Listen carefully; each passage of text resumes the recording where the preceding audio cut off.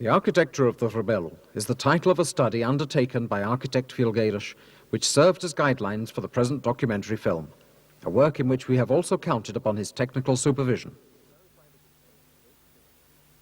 A direct commentary will clarify the details of greatest interest of a kind of boat building which is practically peculiar to the River Douro and which respects exactly the Nordic processes of wooden ship construction. That is, the hull is shaped in clinker planking before the ribs are fitted. Moulds are not used, the shapes being derived from basic measurements, the taste of the craftsman, and the practical experience of many generations. This documentary provides one of the rare, perhaps last opportunities to record the sites of an almost lost tradition on the last sand beach of the Douro, directed by one of the last master boat builders of the river, with remnants of the artisans who had worked with the masters of their trade. So we will begin by introducing the craftsmen who agreed to work on the Arreio de Lomba, the sandbank chosen as the construction site, and who figure in the film. The master boat builder, Arnaldo Pereira, 80 years of age, a native of Vinch, builder of Valboeiro boats utilized in fishing and transport in the final stretch of the River Douro. He was the only one of the old master craftsmen who would undertake the task. Arnaldo Vieira, from the beach of Oreja, 60 years old, boatman and fisherman of the river. He worked as the master's mate. Manuel Monteiro, born in Bitetus, 71 years old, son of João Roquinho, a celebrated skipper of port-wine Rabelos, and he himself a sailor of Rabelo boats and small barges. Júlio Pereira, native of Avinch, 59 years old, son of the great builder Alfredo Francisco, brother of the master Arnaldo Pereira, and by trade a carpenter building Valboeiros and traditional boats of the same family. Miguel da Silva of Santiago, Melros, 62 years old, former sailor and fisherman of the river. Besides woodworking, he also did the cooking for this group. Compadre Badi Serrano appeared as the client, placing the order and accompanying the work.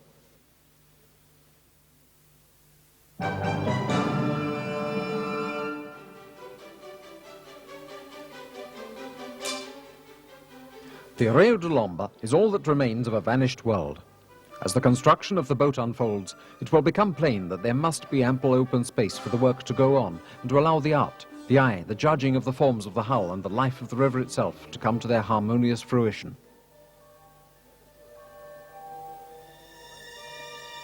Whether for repairs or for new work, the client comes to an understanding with the master, from that place or elsewhere, and they work out the conditions.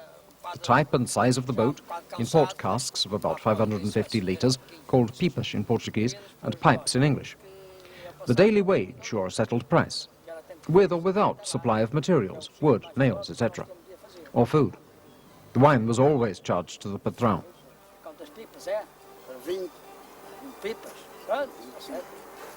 Se querem saber a certeza para a gente depois espiar o barco, já a feição do comprimento do barco e da tonelagem que vai levar. Exatamente.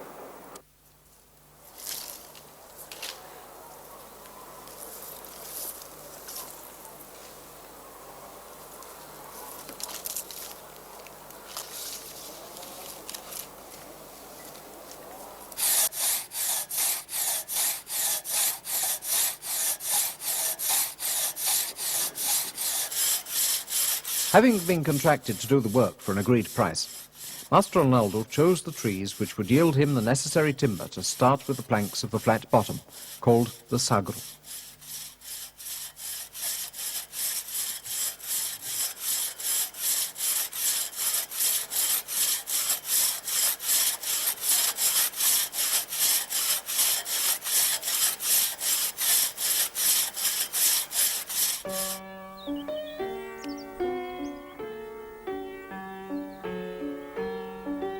Generally, there were no fixed boat-building yards. The boats were constructed on the beaches next to the villages of the clients. The timbers were sorted into lots, and if the master was from outside and brought some assistance with him, they would put up a hut where they would live.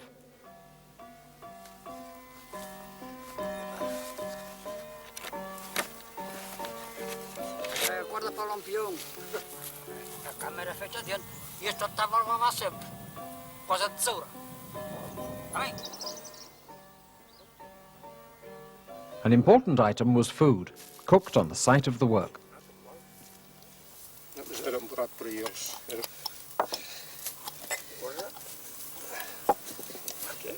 Anda. É mamão. É que os dedos são meus. Sal. Se não dá. É o tamanho de um prato daquele. Podia ter trazido outra travessa. Ui, prato, claro.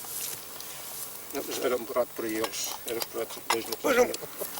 Está aqui mais um. Pô, já vai com 4 sardinhas, cara. Acho que isso faz mal, ó. Porra, já vai com 4, tio. Ó, tio. Olha aqui mais um bocadinho de sal. Venha para cá o vinagre e o azeite. Olha aqui, não partiste.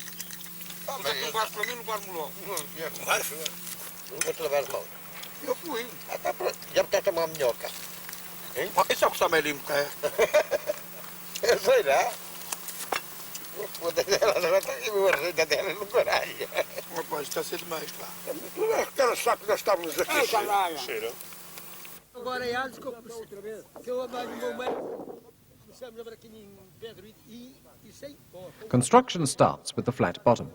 The sagro, an elongated lenticular platform made up of an odd number of planks, 4 centimeters in thickness. These boards rest on other pieces of wood laid over the sand of the beach. The carpenters begin by matching up the central board with those on either side, and these with their neighbours. The boards are nailed one to the other, butted up, in such a way that the bottom will be as flat as the bottom of a plate, unlike that of the boats of the final reach of the river, whose bottoms are of clinkered planking.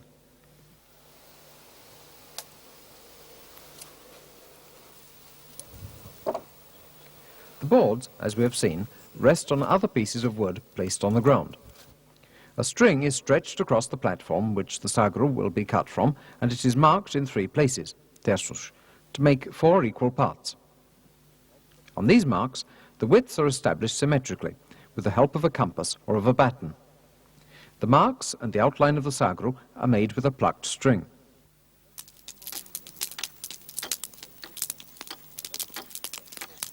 The string is soaked in water and impregnated with burnt cork dust, which permits lines to be marked directly on the wood.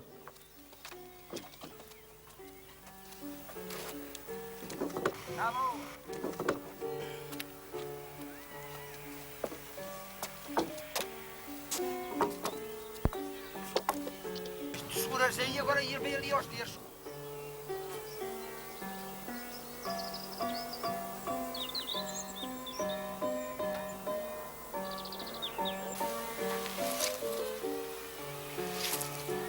Ora bem.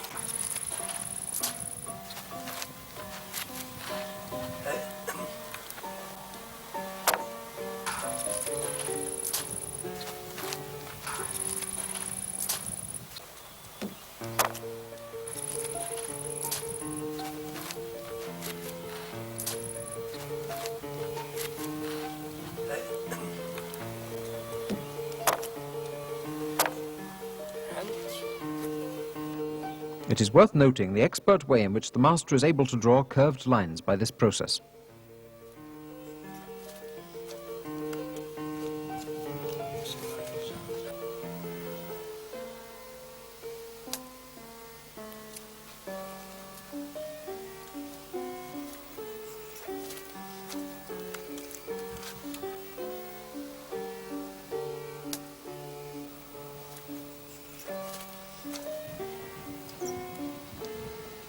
Olha lá por primeiro. Anda lá.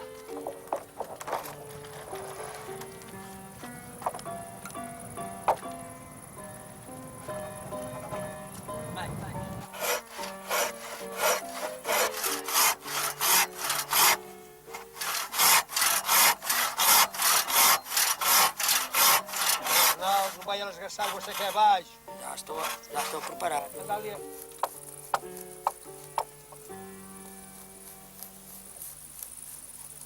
Tá certo.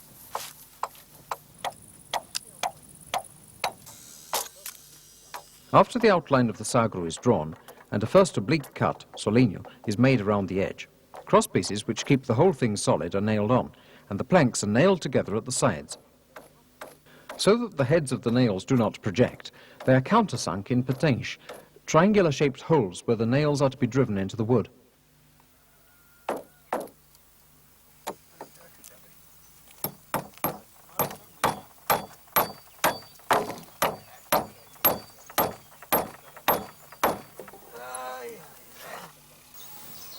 Finally, beneath the interested gaze of the client, the carpenters proceed to the final phase of beveling the sagro, and at the same time they proceed to drive in the stakes of the picadeiro, a kind of rudimentary stocks to which the finished sagro will be carried.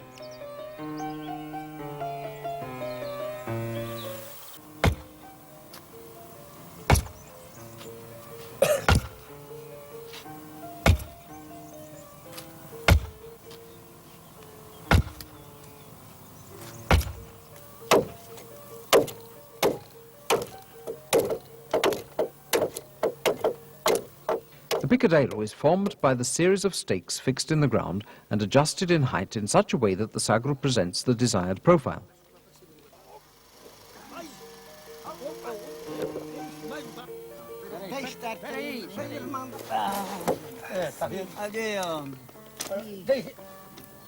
Tem que correr lá, homem. Tá bem, mas pode ir mais Ou para para cá. Vai. Ai. Mais jeitinho. Tá bem? Vai um bocadinho. Mais jeitinho. Ei. Para cá, podia vir um bocadinho. Para Olha cá. o que eu disse. Ai. The stocks are oriented so as to turn the bow of the boat under construction to point upstream. The sagro is transported on the stocks. In case of need, stones or sacks of sand are used to make it conform to the section defined by the stakes.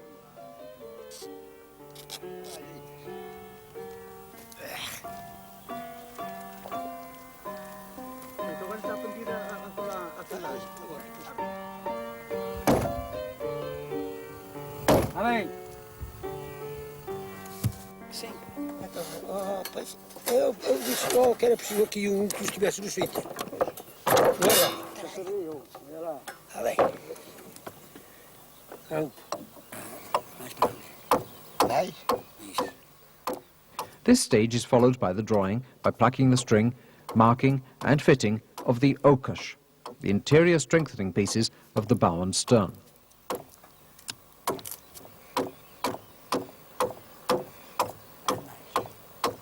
Foi lá, no sítio.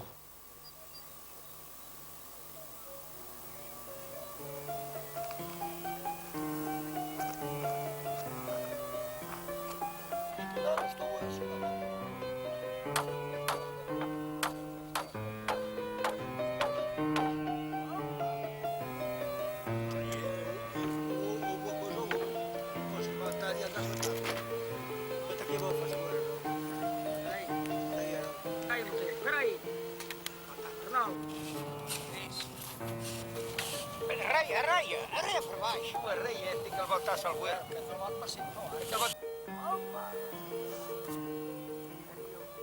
Their fitting at the extremities of the sagro requires several checks.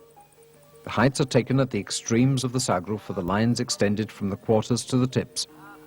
The outline of the set, consisting of sagro and okush, that is to say the outline of the boat itself, is judged by eye from a long way off.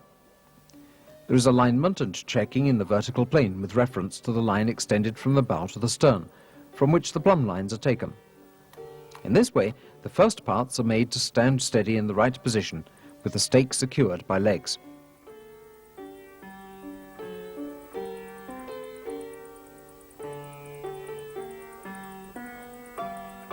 It is the moment for nailing on the free part of the ochre of the bow, on its inner face, the cross of spurged laurel to protect the work against the evil eye or evil of envy. The cross is made of 4 equal branches and should only be removed at the end of the job. Formerly, in place of the cross, ram's horns were used, always turned towards the interior of the boat, that is, the interior of the work.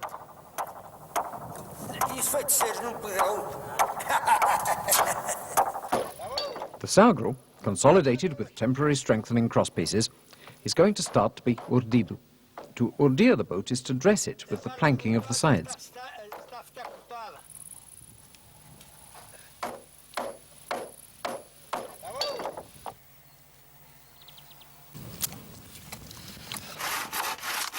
The first boards are the piquedas, one on either side. These are triangular pieces which start to form the rounded shape of the bow, and which embrace the ochre of the exterior and terminate in the forward quarter. Note the adjustment of the boards that have to stay bent, taking their shape with the aid of sticks that function as levers. The exact configuration of the upper part of the piquedas is adjusted in situ and marked by plucking the string. The biqueiras, overlapping the bevel of the sagro, are in their turn beveled to receive the first strake, also called the primeiro solinho, or first bevel. Não faz mal. Ah, bom, aí é outro quase. Não faz mal, isso é mais menos. É mais dedo, menos dedo, não é? The first bevel consists of 3 pieces at each side.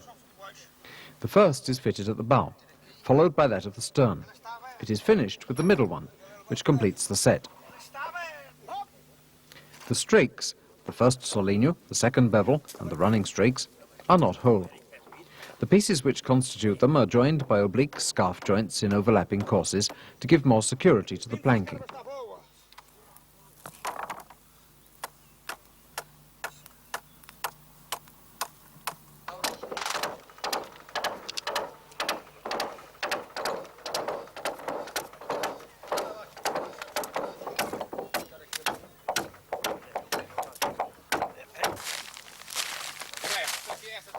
The work always follows the same system. Plank to one side, plank to the other. Clinker built, corrections with scarf joints, checking the line of the upper edge of each strake, beveling, etc. Estava a esquina por baixo, Raul. Anda cortar, ele tem razão. Anda cortar por cima um bocadinho. Anda por cima. Aí. Aí, a sombra. Mais acima. Eu não quero sombra. Aí. Epa. Ainda podia mais um bocadinho. Não fica sem sombra. Está tu tens sombra, tio. Tem sempre abaixo. Prega agora, prega agora. Eu não vejo Não daqui. tem sombra, tio. Quando vocês vão chamar o teu? Quer que eu dê uns martelados? Vai, para lá. Para um bocadinho agora aí, para isto.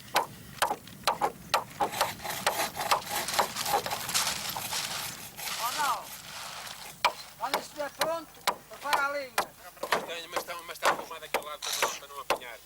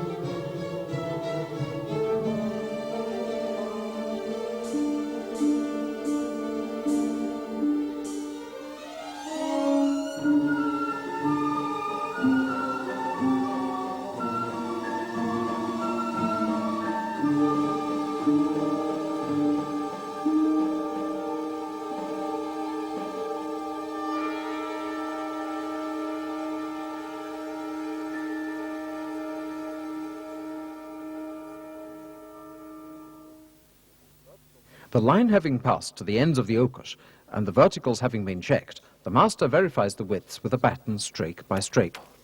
Formerly, this was done with a rule. Prega aí. Prega, prega. In this way, the hull is moulded, its shape being consolidated with the exterior stakes and in the interior with cross pieces.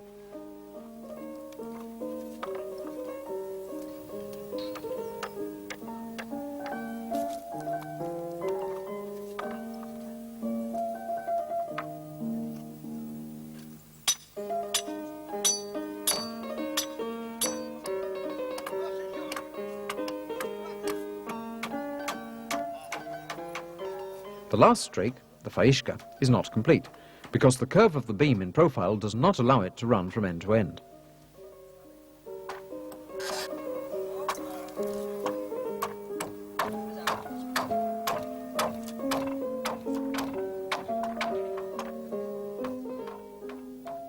As the boat is planked, the hull is formed and the shape maintained by exterior stakes and interior crosspieces.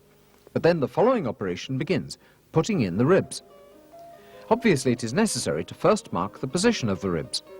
Parear o sagro means to divide the sagro into equal parts, which is done along the longitudinal axis and corresponds to the spacing of the ribs. The first rows of pipes rest directly on the ribs. The importance of marking the spacing of the ribs will therefore be immediately apparent, for upon it depends the correct stowage of the cargo and the safe loading of the boat itself. hence the use of the word rumu, corresponding in this context to the length of one pipe. The aim is to stack the pipes longitudinally, head to head, so that each pipe rests securely on two successive ribs. Thus each pipe projects a quarter of its length at either end. The space between each pair of ribs is called a kazal, couple, so each pipe occupies one kazal and two half kazaish. This was the original system on the big boats, which could carry 80 peepers stacked 4 high.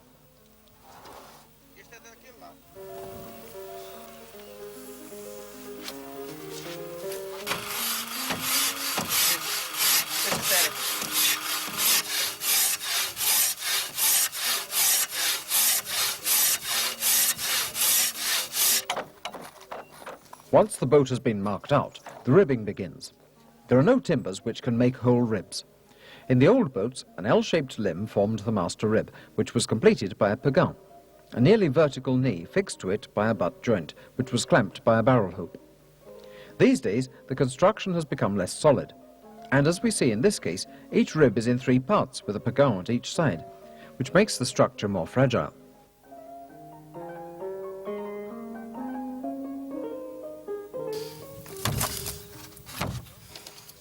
The fitting of the ribs and pegões is done directly on the hull.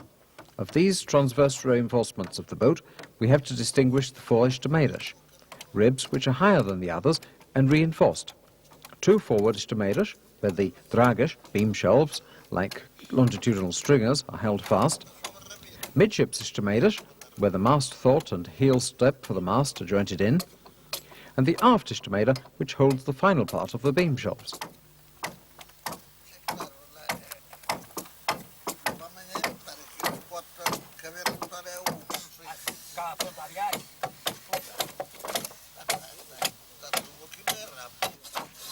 Forward of the 4 estameiras are the cilhões, a strong inclined frame for reinforcing the bow.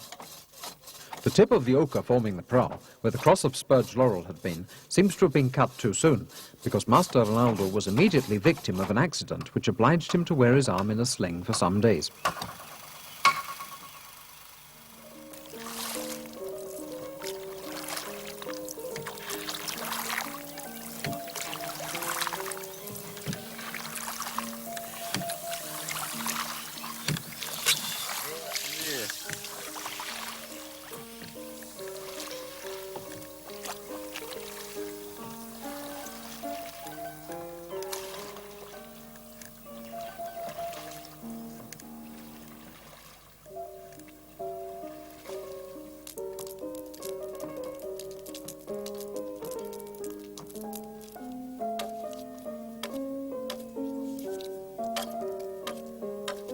After fitting of the interior transversal reinforcements, attention is turned to strengthening the topside, the consolidation, so to speak. The gunwale is wailed outside with the verdugos, strong rubbing wales terminated at the bow and stern by the curvatões, their curved continuation. In the bigger craft, with a boat bow, tangideiras were used, extensions which were jointed into the lower part of the head of the 4 oca. In the present case, the bow is that of a rabão, a smaller, more basic Rabelo. It has 1 curvatão finishing as the head of the prow and joined on the other side by a similar piece, but shorter, called the aparelho.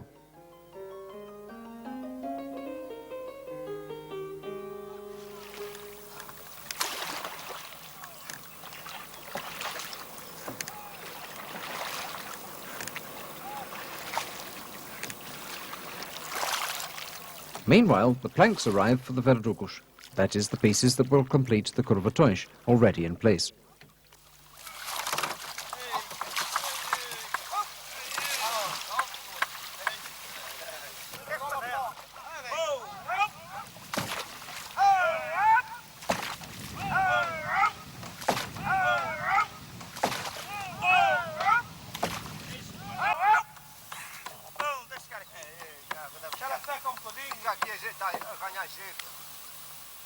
Também se calhar só faz esta barquinha, agora o noto e capaz não sabe, nunca se sabe. In the following views, we can see their preparation and fitting. Note the effort which such an operation requires and how it necessitates the use of wooden levers and clamps.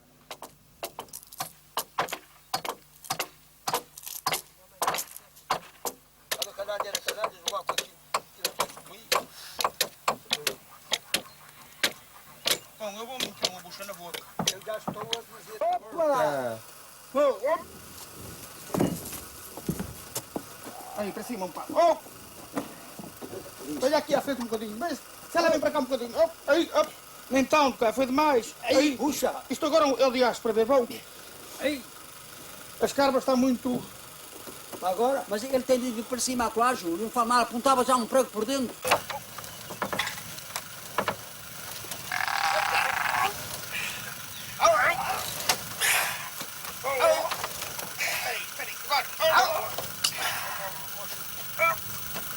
Acha que travou. Caralho, não, este é morrer. Se fizesse mais outra volta, no quase estou a soltar. Vai lá.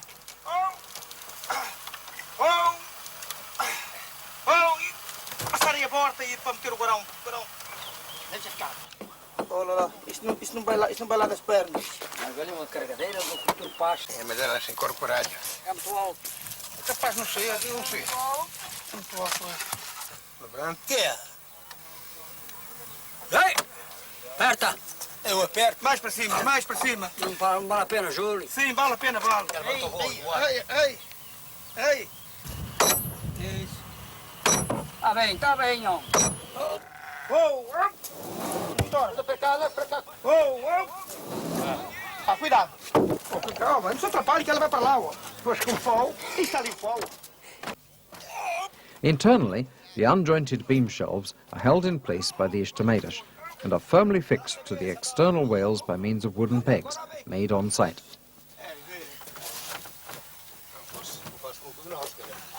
Agora pronto. Esticava, ela batia com uma borracha. Vinha com o garfo. Aquilo vinha para trás e batia na cara com uma borracha. Já foi comparada com o baralho aqui. Só para pá. Assim, mais. Mais um quadro não faz mais. Mais por baixo. Um bocadinho. Não, já não precisava de mais. Diz isso. Deixa.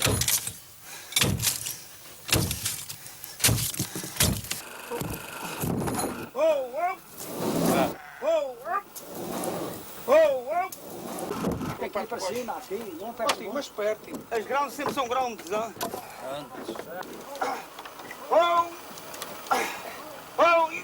Passarem a porta. Este gajo vai nos foder.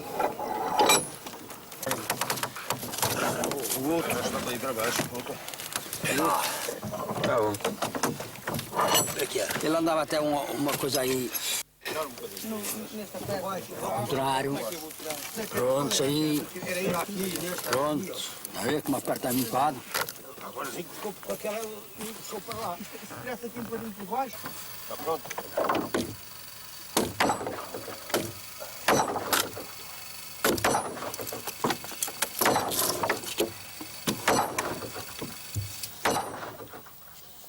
The pegs are made from pieces of oak, cut with an axe and shaped with an adze.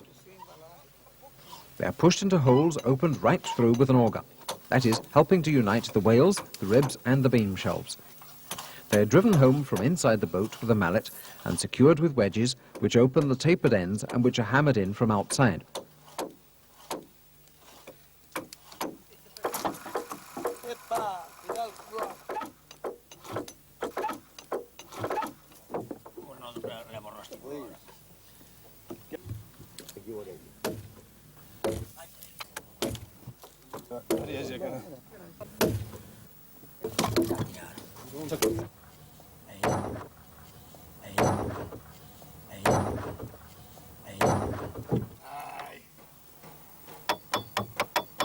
É água da cheira da lei.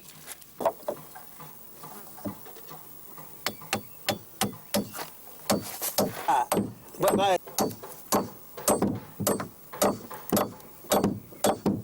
O doutor não tem adega lá.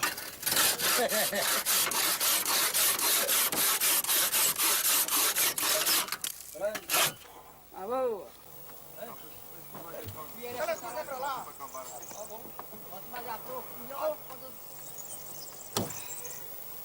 Mais, 3 Júlio, ao ar, Júlio. Mais outro. Ah! Venha para cá. Onde? Tá bom aí, Júlio. Espera aí, Júlio. Ô, Miguel, ajuda aqui. Espera aí, Júlio. Agora. Outra. Tá bem, Miguel. Tá bem, ninguém se liga. Olha lá, Miguel. Vem, pronto. Aonde que eu quero atrás aí? Que elas estão? É para aí, carregar para baixo. Aperta aí, mulher. Cuidado. Está só para baixo, está lá. Isso, vai.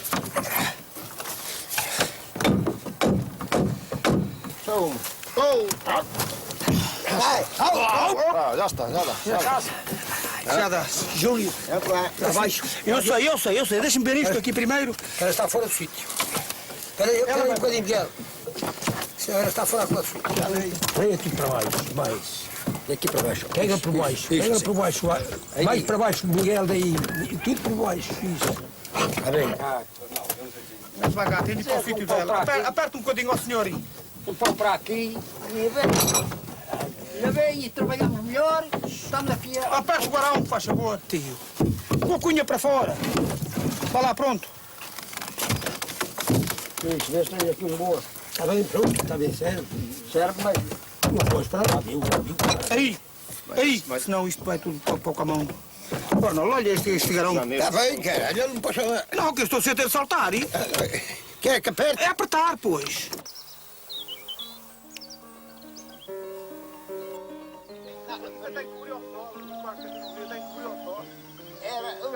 Então vocês lembram só que na empresa trabalhava espera lá para 140 barcos. Eles pagavam por vinho, mercearia. Só o Branco do Castelo tinha 4 barcos, 4 barquinhos. Era um cheirinho quando eu tive com a fruta por aí abaixo. Aqui mudou, cheirava, uma barquinha passava, cheirava aqui inteira.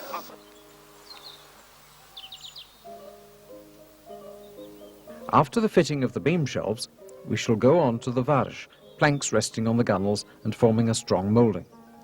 But the shilader of the bow, the forward platform, has already been fitted, and they are starting work on the coqueiro, a tiny poop cabin whose arch and purlin can be seen. The chash, or varsh, one in the smallest boats, usually 2 or 3 in the larger ones, above the curvatões and rubbing whales, give a finish to the gunnels and make the sides higher.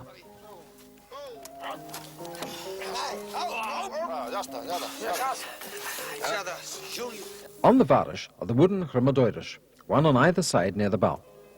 These are reinforced wooden oarlocks in which the forward sweeps find their fulcrum. The corresponding items aft are ganchas, fixed forks of wood which also serve as rowlocks.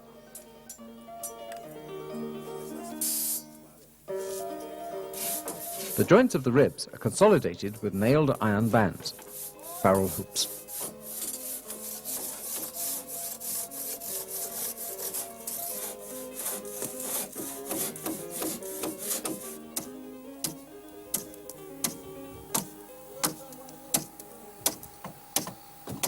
Once the coqueiro, the small cover of the stern, is ready, it partially covers a little platform, the stern shilader, where the crew sleep and whose interior space constitutes the boat's store.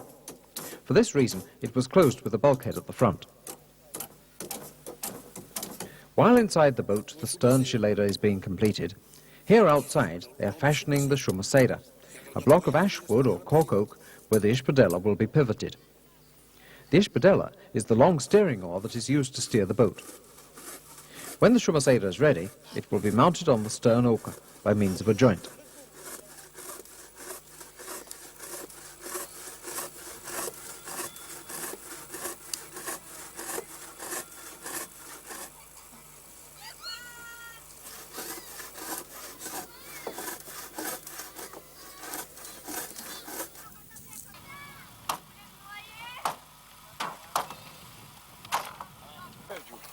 Calma, não se atrapalhe que ela vai para lá, ó. Pois com o pau, está ali o pau. O pau corre. Notice too the pre-assembly of the escamois, the posts of the apegadas. Desce devagarinho, desce devagarinho. Desce devagarinho. Para cortar aí à direita, poeiro. Ainda faz poeiro.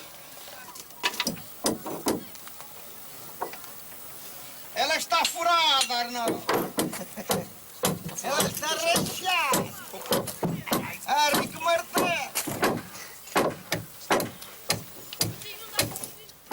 As well as the preparation of the carlinga, the block with the hole in which the heel of the mast will be stepped.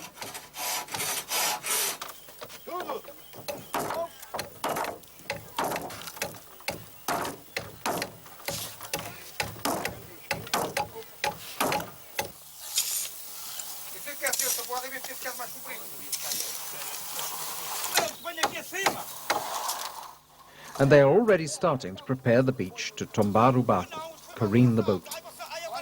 First she is emptied of all movable items. The open hull is shored up with cross beams fixed between the dragas.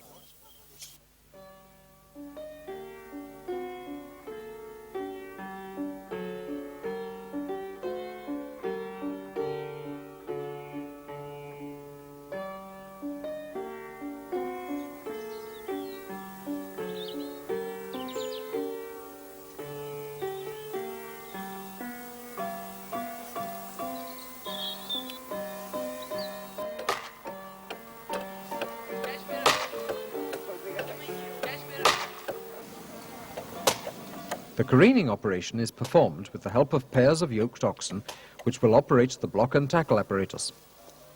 The ropes of these pulleys are passed from the dragas of the boat to an esticada, a mast or pole laid down athwart a stockade of posts driven into the sand from where the hauling apparatus is controlled. Eles querem ver as quatro juntas.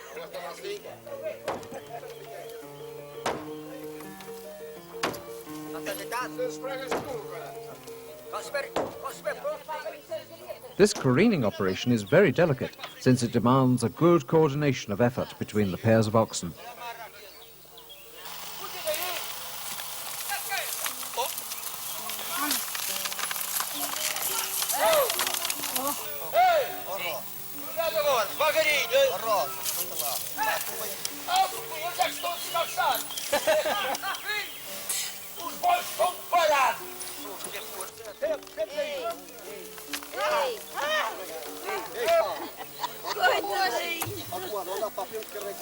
Já não ficou para baixo bem nada.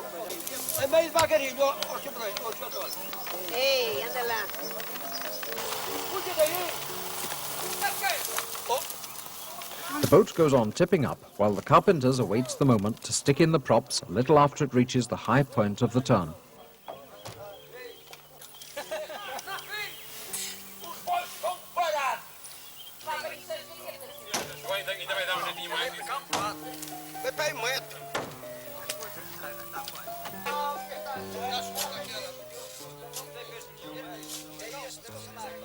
Then the angle is regulated by digging away the ground underneath the supports, which will finally rest on wooden sills.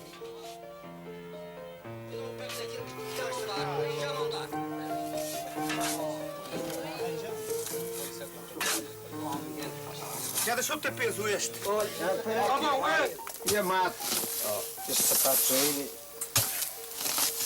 Não quero enterrar. Deixa tudo para aqui.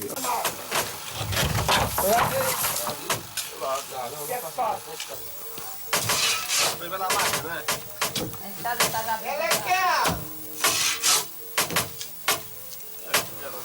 Espera aí. Deve estar bem. Olha, vai estar com a mandar. Deve estar bem. Não nasceu, mas está quase para nascer. Mas é firmar as quatro. Tá bom, pronto. É porque elas ficam todas certinhas as quatro. E agora, quando parece aqui um calcinho, é correirão. Você daí é que vê se ela está torcida, que está por torcer. Tá bom, tá bom. Tá bom.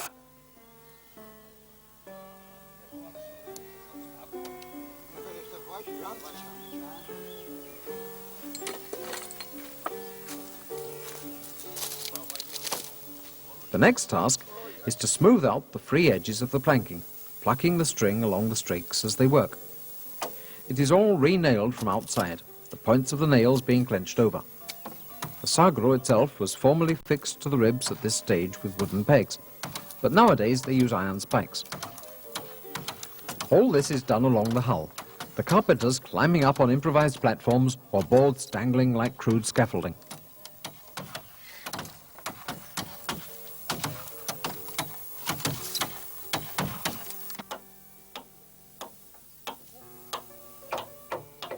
For caulking, they prepare the oakum in rolls, which will subsequently be pushed into the joints with the irons, grafetos, driven by wooden mauls. When the hull is not new, they use little tins with water to clear away what remains of the previous caulking.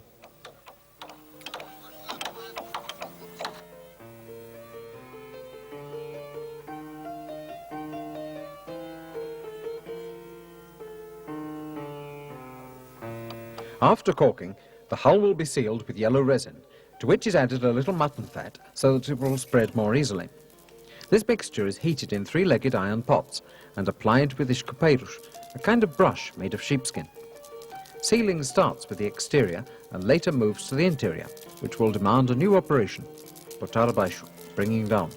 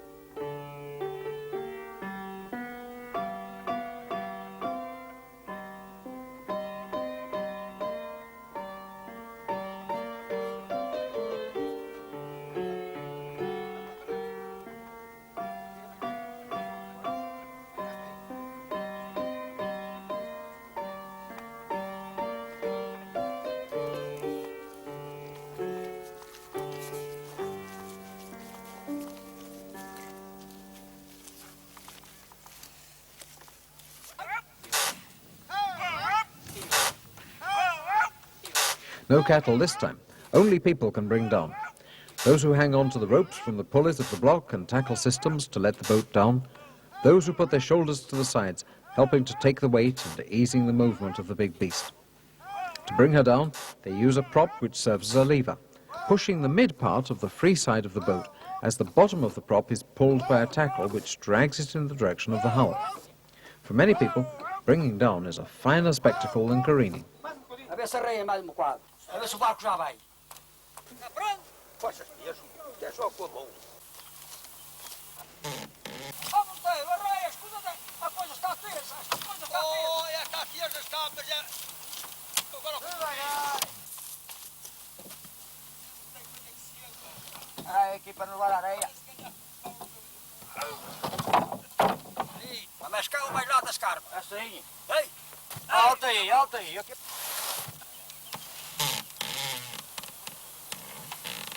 Está pronto? Poxa,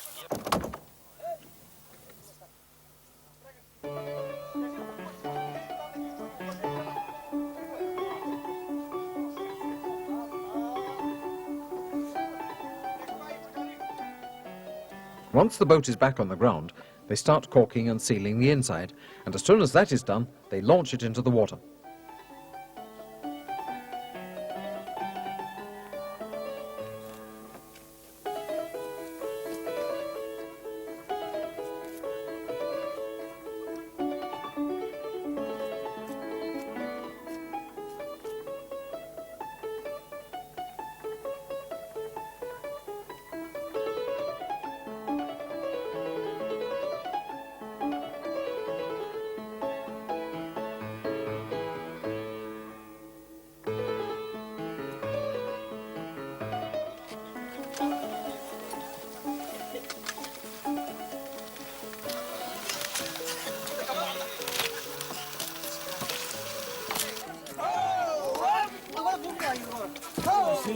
Eu não vou sozinho. Está bem.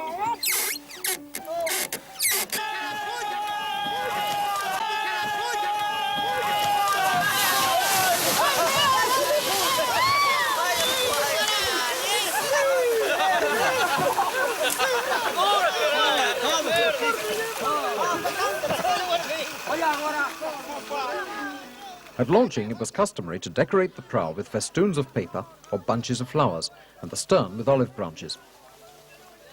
It was also the done thing for the skipper to present the master carpenter and his helpers with a gift of wine, which constituted a proof of appreciation, and then they would eat the olives and the biscuits which completed the festive decoration placed at the prow. After the celebration, they would go back to work. The boat is in the river and the toil goes on. We're now in the final stages of assembly.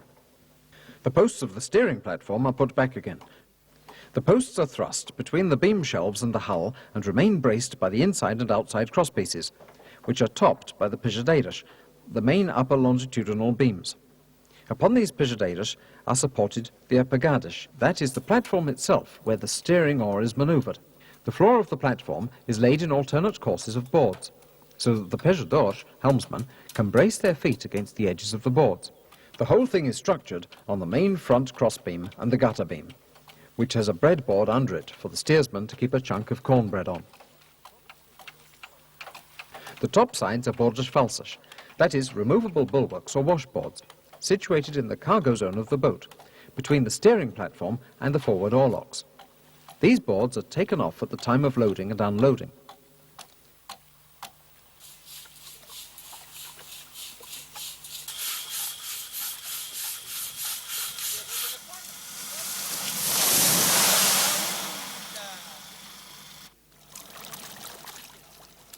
By this time, suitable trees have been felled and transported to the beach ready for the making of the great steering oar. This is composed of three main parts: the amenda, with handles pointing forwards, the main shaft, which terminates in the pail, the oar blade, and the kisu, resting on the table that serves as a support and widened base and has the hole for the tornel, the swivel pin on which the oar turns.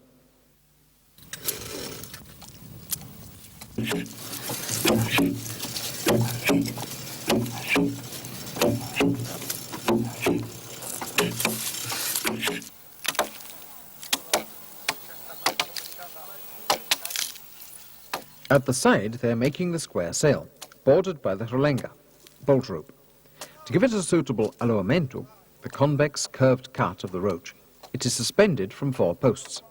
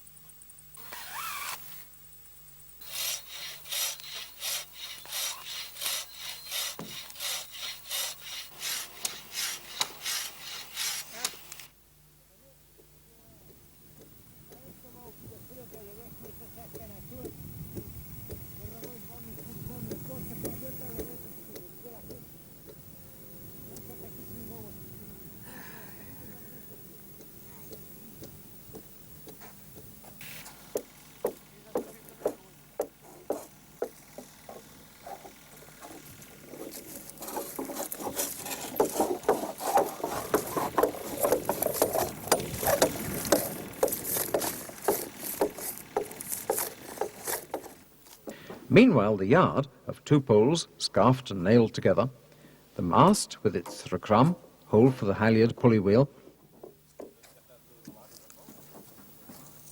and the long sweeps with their shafts and blades are all ready.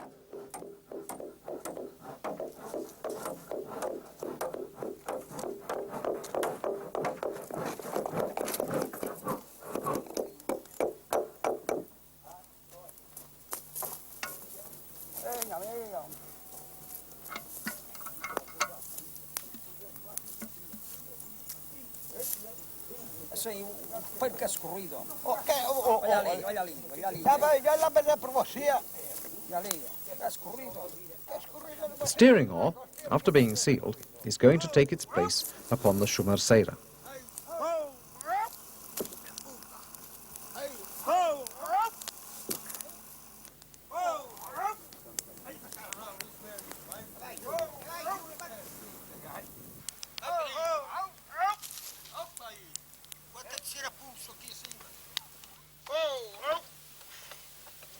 Puxar para cima, cara. É isso. Agora avança para cá, puxar para cá. É isso. Aí assim. Aí, para baixo vai ele. Pois. Anda devagarinho.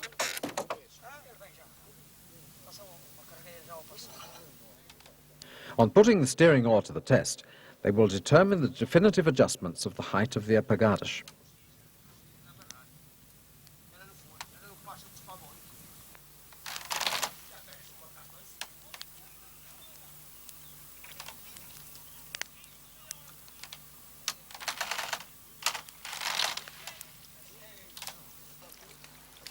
Now, in addition, the steering platform has the arco de escangalhas, which serves as the struts for an awning set up behind, and the emperras, or entorres, which are the diagonal struts for bracing the structure of the steering platform.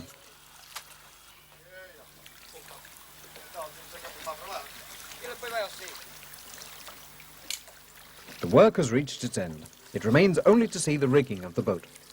The mast is stepped in the hole of the heel step and rested in the collar of the trast, mast thwart. From the masthead, they stretch the forestay to the head of the boat. Laterally, 2 or 3 oaks, shrouds, are secured to the beam shelves. The yard, of 2 jointed poles, as we have seen, is suspended from the ostaga, tie, by a rope that works in the recram of the mast, and is linked to the halyard tackle or hoist, which has 2 blocks, one movable and the other fixed. So that the yard will not be pulled forward by the sail, it is held to the mast by the parrels and their pulleys. The sail, made of raw cotton cloth, has a reinforcement round it called the relenga, bolt rope, and is tied to the yard by the inverks, rovings. The ropes for handling the sail include the cotas, sheets, led down to the beam shelves, the arrenca bench, ropes at the side for opening the sail to the wind, and the braces fixed to the yard arms for trimming the sail to the wind. Finally, the espiadoiro is a small device for lifting the middle of the foot of the sail in such a way as to keep the view to the bow clear so that the boat may be steered.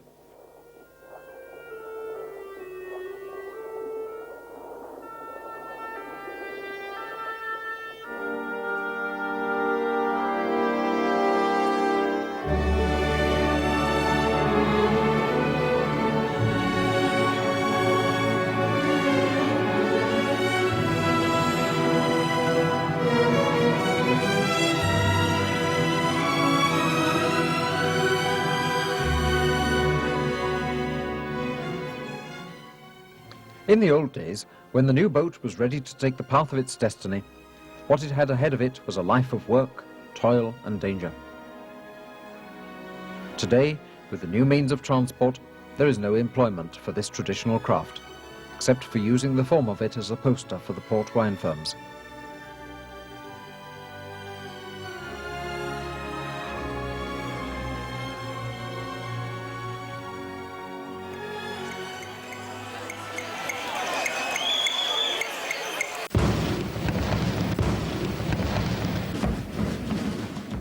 Moored to the quay in Vila Nova de Gaia, the Rabelos remind the tourists of the epic tales of the River Douro.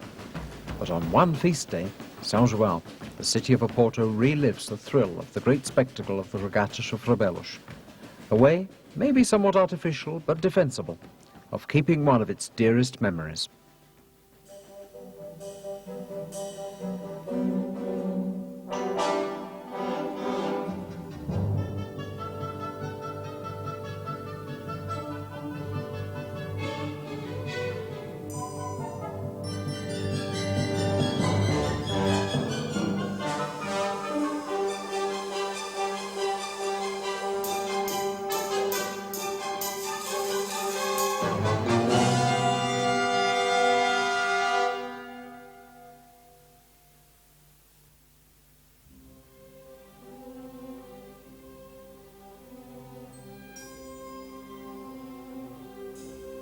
The River Douro is one of the great waterways of Europe, passing through the port wine country of northern Portugal on its way to the Atlantic Ocean. Though in the last 3 decades it has been tamed by massive dams, for centuries the wine was brought down to Oporto and Vila Nova de Gaia at the river's mouth through gorges and rapids on traditional boats reminiscent of ancient ships, though unique in the details of their construction.